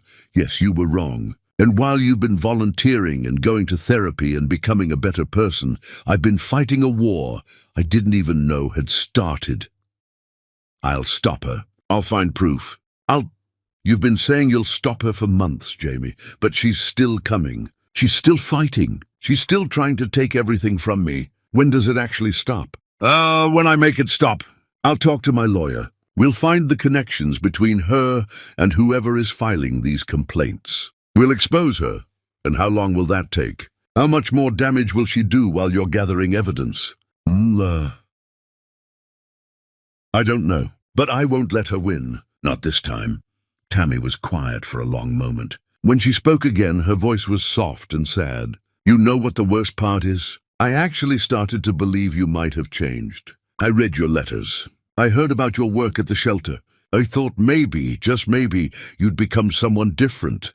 But your mother is still controlling your life, Jamie. She's just doing it indirectly now. That's not true, isn't it? If you were really free of her, this wouldn't be happening. She wouldn't still have the power to hurt the people you claim to care about." The words hit like physical blows. Because she was right. Despite everything he'd done, despite all the work and therapy and change, his mother still had power over him. Not direct control anymore, but the ability to hurt people through him, to poison everything he touched. "I'll fix this," Jamie said. "Whatever it takes." "You keep saying that. But words don't mean anything anymore, Jamie. Only actions do. And right now, your mother's actions are destroying me while your actions are accomplishing nothing." She hung up without saying goodbye. Jamie stood in the middle of the shelter, phone still pressed to his ear, feeling the weight of failure crushing down on him. He'd spent months trying to become better, trying to prove he'd changed. But none of it mattered if he couldn't protect Tammy from the poison that had raised him. It was time to stop trying to escape his mother. It was time to face her directly and end this war once and for all, even if it meant destroying what was left of his family completely. Chapter 9. The Choice of Fire. Sometimes the hardest battle isn't against your enemy. It's deciding whether to become like them.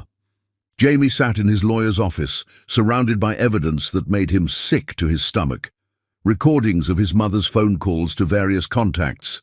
Financial records showing payments to Vance Hartley for filing false complaints. documentation of the private investigator she'd hired to surveil Jamie and gather information about Tammy's routines. "This is more than enough," the lawyer said. "We can file charges, harassment, conspiracy, possibly fraud, depending on how far we want to push it. Your mother could face serious legal consequences." "Do it," Jamie said. "Are you sure? Once we file, there's no going back.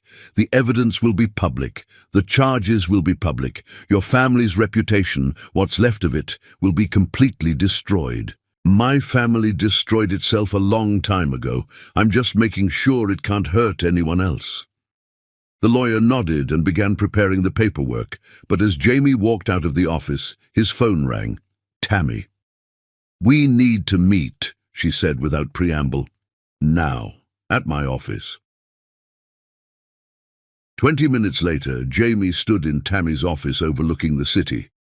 She was behind her desk, surrounded by papers, and looking more exhausted than he'd ever seen her. "I found these," she said, sliding an envelope across the desk.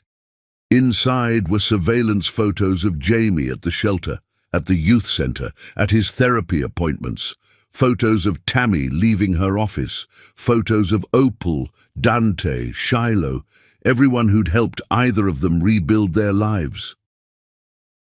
"Your mother didn't just hire someone to watch you," Tammy said. "She's been documenting everyone in my life, everyone I care about, and I just got a message from an anonymous email address." She showed Jamie her phone. The message was simple and devastating. "I have information on Opal Crenshaw's immigration status, on Dante Livingston's sealed juvenile record, on Shiloh Reeves' custody situation, on every person who helped you build your little empire. Release those files your father left behind, and I'll release mine. Let sleeping dogs lie."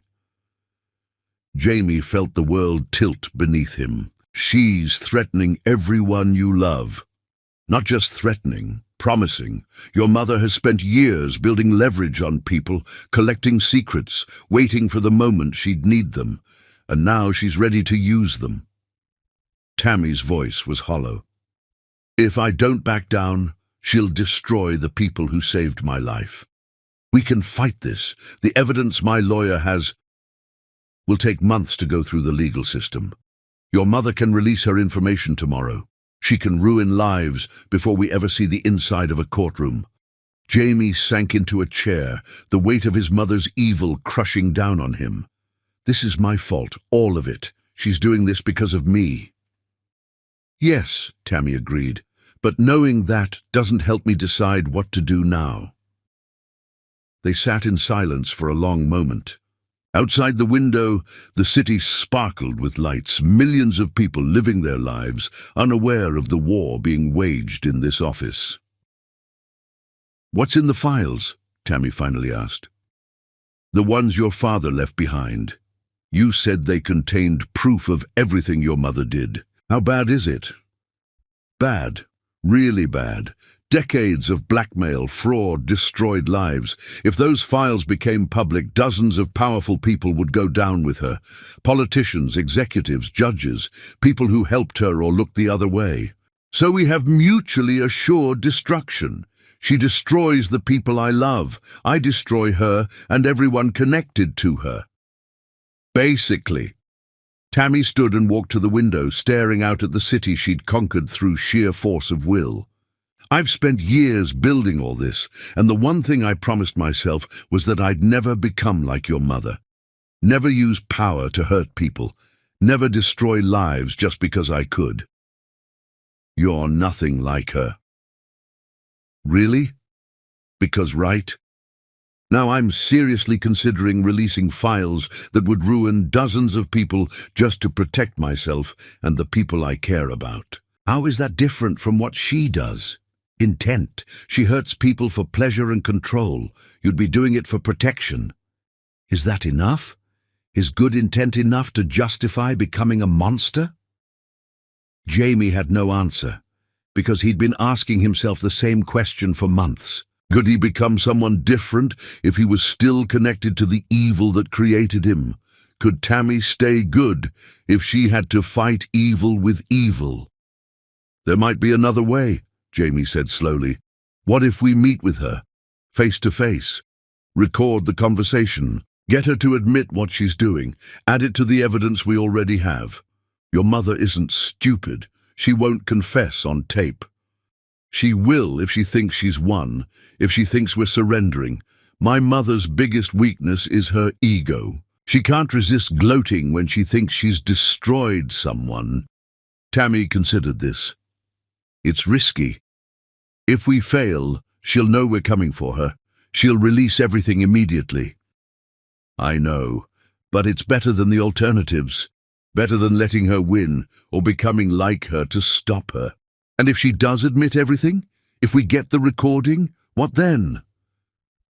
Then we go to the authorities with everything. The recording, the documents, all of it. We make sure she can never hurt anyone again. Tammy turned from the window to look at Jamie. Really look at him, searching for any sign of the man who destroyed her on their wedding night. This could backfire spectacularly. She could refuse to meet, or she could bring her own insurance that we don't know about. I know.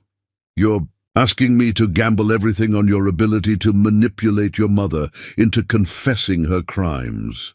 Yes. Why should I trust you? Why should I believe you can actually do this?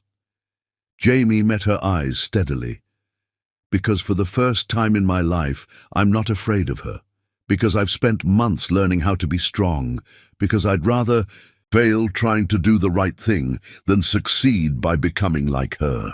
And because you deserve better than to have your choices taken away by someone else's evil. Tammy was quiet for a long time. Jamie watched emotions play across her face. Fear, anger, exhaustion, and something else. Something that might have been hope. If we do this, she finally said, we do it together. No more you trying to fix things alone while I deal with the consequences. We're partners in this. Equal partners. Agreed.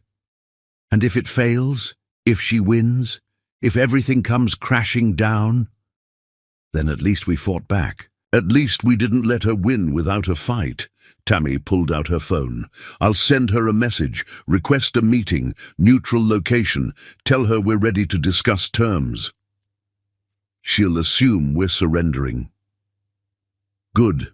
Let her think that. Let her come confident and ready to gloat. Tammy's expression hardened.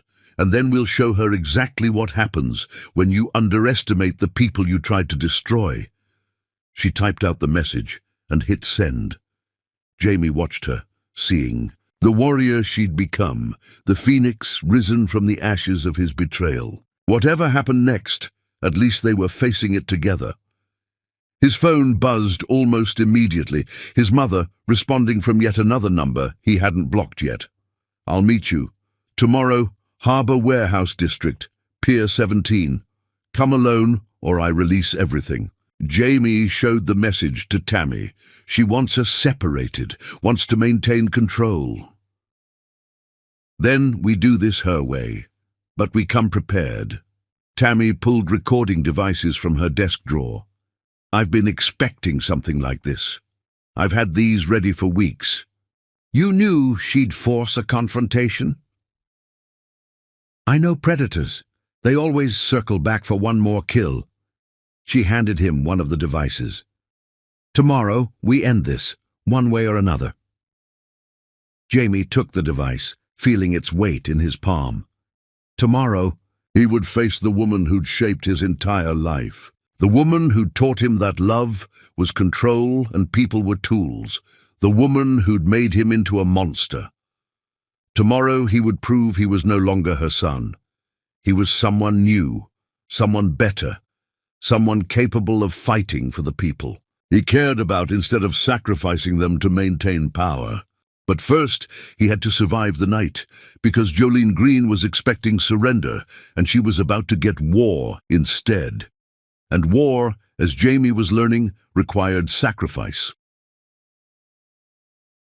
Chapter 10. The Reckoning Begins.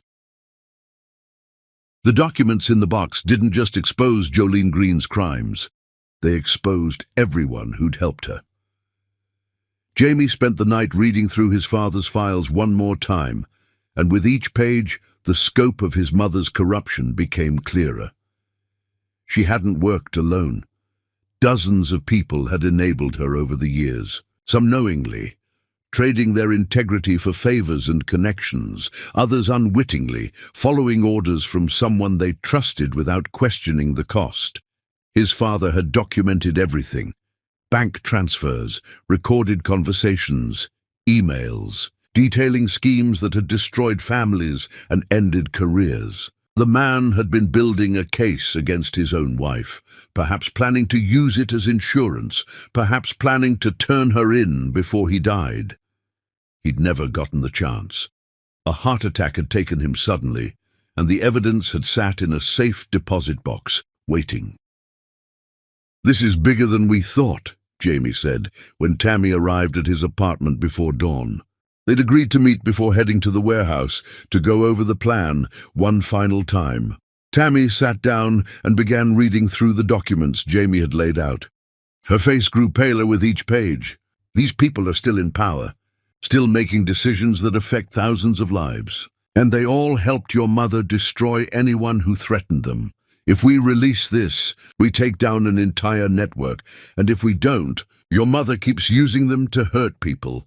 Tammy set down the papers. There's no good choice here, is there? Either we become destroyers ourselves, or we let her keep destroying others.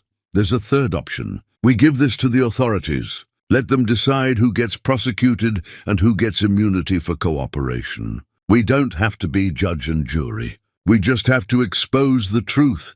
Your mother won't let us get that far. She knows what these files contain. She'll do anything to keep them buried. That's why we're recording her today. That's why we need her confession.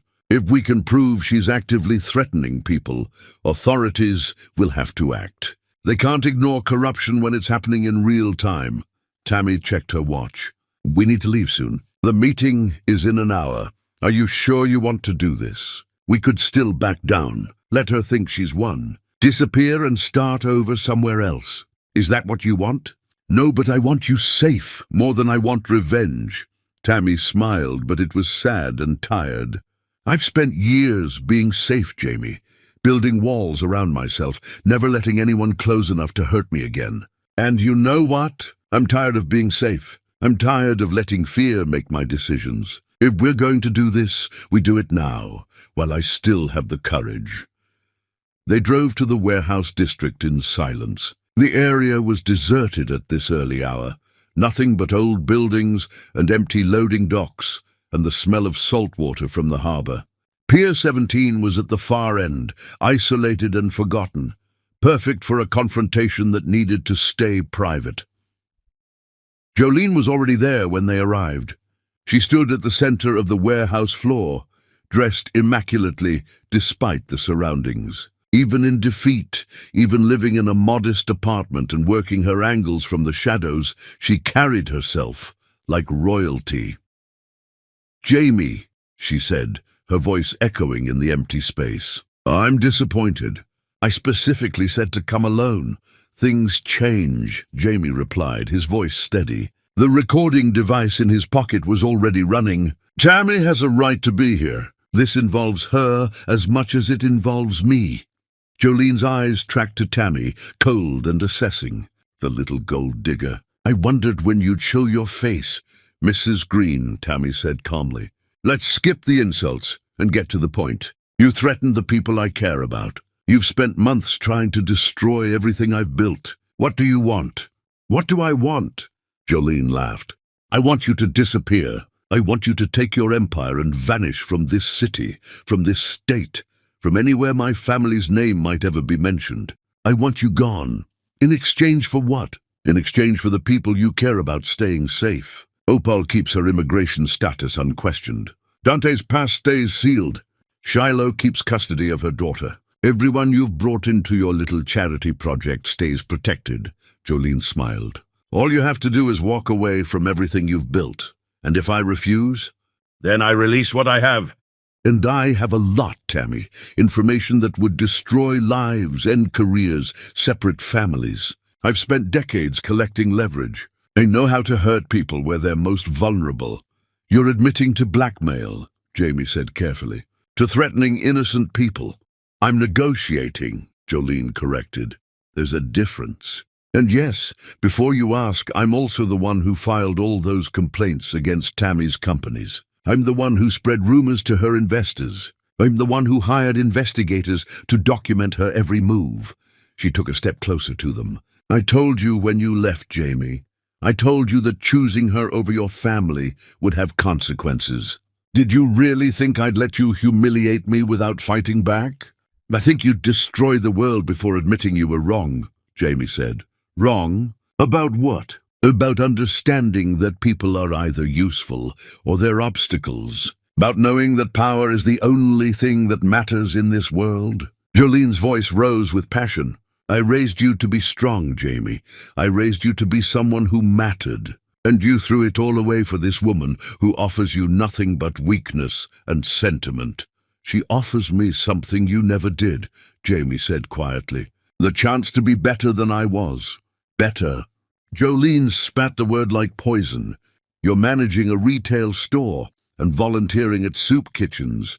You went from heir to an empire to nothing but another failure, drowning in delusions of redemption. How's that better? Because I can look at myself in the mirror now. Because I'm not defined by the evil I inherited. Because I'm building something real instead of maintaining something rotten. Jolene's face twisted with contempt. You sound like a greeting. Bucard, pathetic. You were so much more when you were mine. I was never yours, Jamie said. I was just too afraid to realize it. And now, are you still afraid? Terrified. But I'm doing it anyway. Jolene turned her attention back to Tammy. You think you've won something here? You think turning my son against me makes you special? You're just another woman who thought she could change a man. And when he fails you, when he proves that people don't really change, you'll understand why I did what I did. Why I've always done what needed to be done.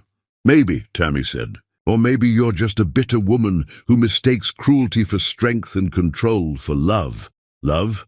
Jolene laughed. Love is a fairy tale for people too stupid to understand how the world really works. My son loved you once. Look where that got him. He never loved me, Tammy corrected. Love requires seeing someone as a person, not a possession. And you never taught him the difference. For a moment, Jolene's mask slipped. Jamie saw something raw and wounded in his mother's eyes, something almost human. Then it was gone, buried under layers of anger and entitlement. Enough philosophy, Jolene said. Do we have a deal? You disappear, I leave your people alone.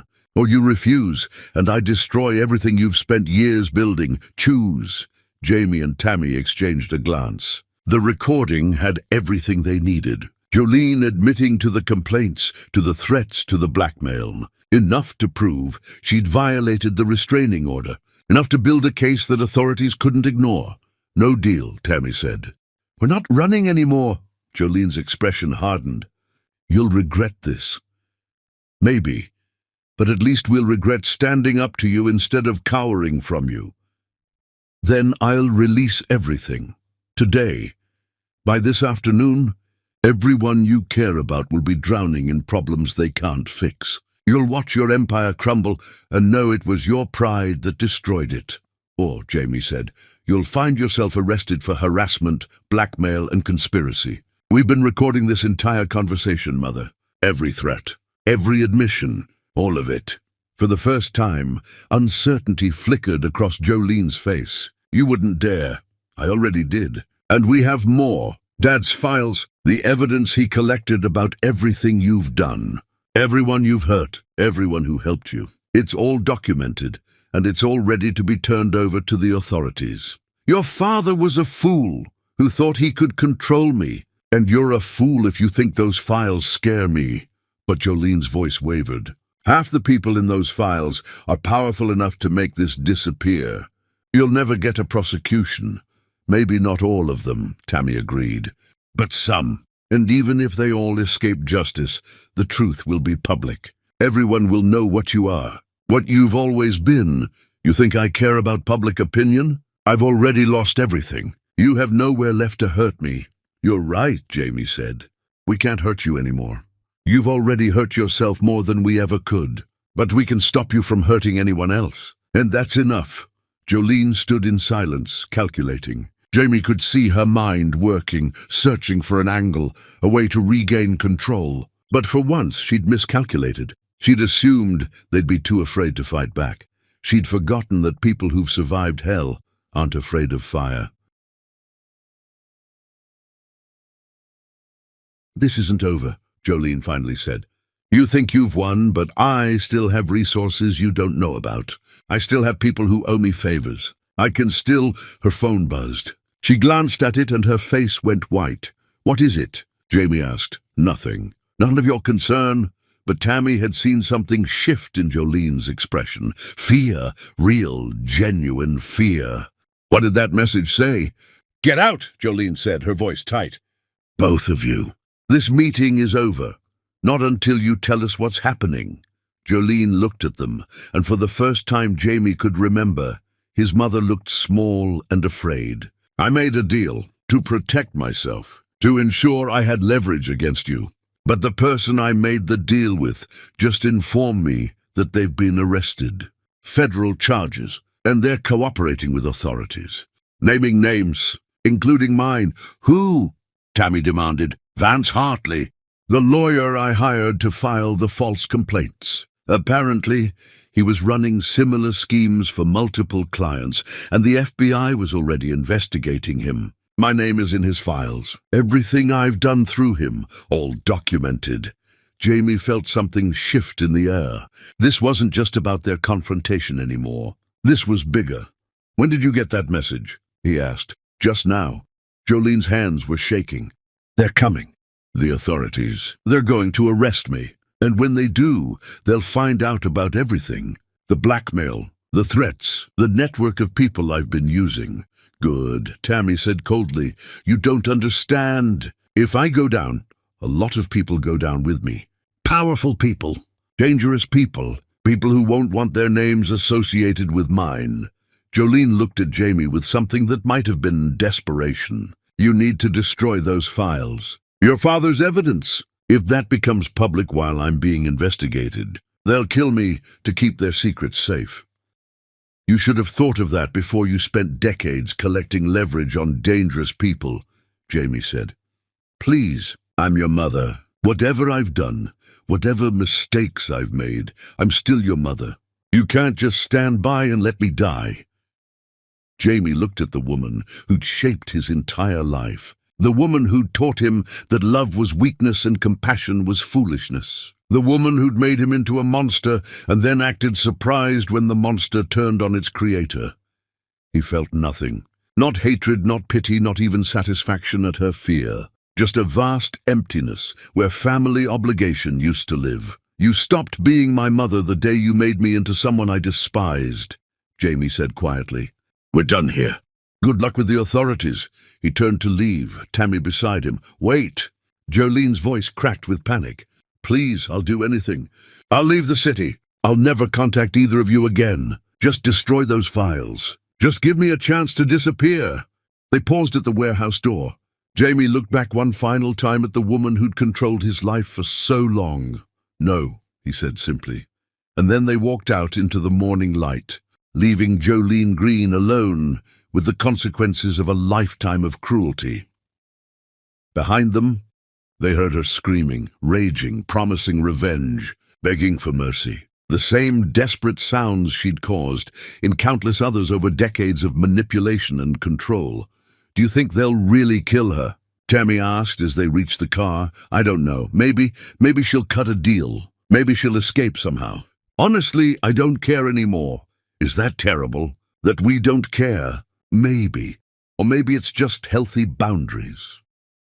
They drove in silence for a while, processing everything that had happened. The confrontation, the recording, Jolene's fear when her own schemes finally caught up with her. "What do we do with your father's files?" Tammy finally asked. "Turn them over to the FBI along with our recording. Let them sort through the corruption and decide who deserves prosecution. It's not our job to be vigilantes. We just needed to stop her from hurting anyone else. And the people in those files? The ones who helped her? They'll have to face their own reckonings. That's not our responsibility either.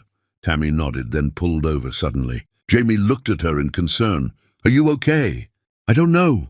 Tammy gripped the steering wheel, her knuckles white. For years, I've imagined facing your mother. Imagined what I'd say, how I'd feel when she finally got what she deserved. And now that it's happening, I just feel empty. Like I used up all my rage years ago and there's nothing left. Is that a bad thing? I don't know. Maybe it means I've moved on. Or maybe it means I'm just tired. She looked at Jamie. What happens now? Between us? After everything? I don't know that either. But maybe that's okay. Maybe we don't need to have all the answers right now. Do you still want to try? To see if there's something salvageable between us? Jamie thought about it carefully. About the man he used to be and the man he was becoming. About the woman who'd survived his worst cruelty and become stronger for it. About whether two people forged in fire could build something that wouldn't burn. Yes, he said finally. But slowly, carefully, with no expectations and no guarantees. Just two people trying to figure out if redemption is possible. That's the most honest thing you've ever said to me. They sat in silence for a moment longer. Then Tammy's phone buzzed. She glanced at it and her face changed. What? Jamie asked. It's Romy, she's frantic. Someone just posted bail for someone. $500,000. She doesn't know who yet, but the bail amount is huge.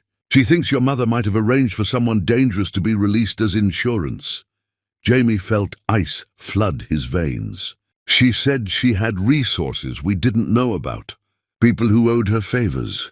Who could she have posted bail for that would be worth $500,000? They looked at each other, the same terrible thought occurring to both of them simultaneously. Jolene Green hadn't just been collecting leverage on powerful people. She'd been collecting leverage on dangerous people. People who do anything to keep their secrets buried. And now, facing arrest and knowing her network was being exposed, she'd called in her final favor. She'd arranged for someone to be released. Someone who would do what needed to be done to protect everyone involved. Someone who would be coming for them, for the files, for anyone who knew too much. The reckoning had begun, but it wasn't over. It had only just started. And somewhere in the city, someone dangerous was walking free with one mission.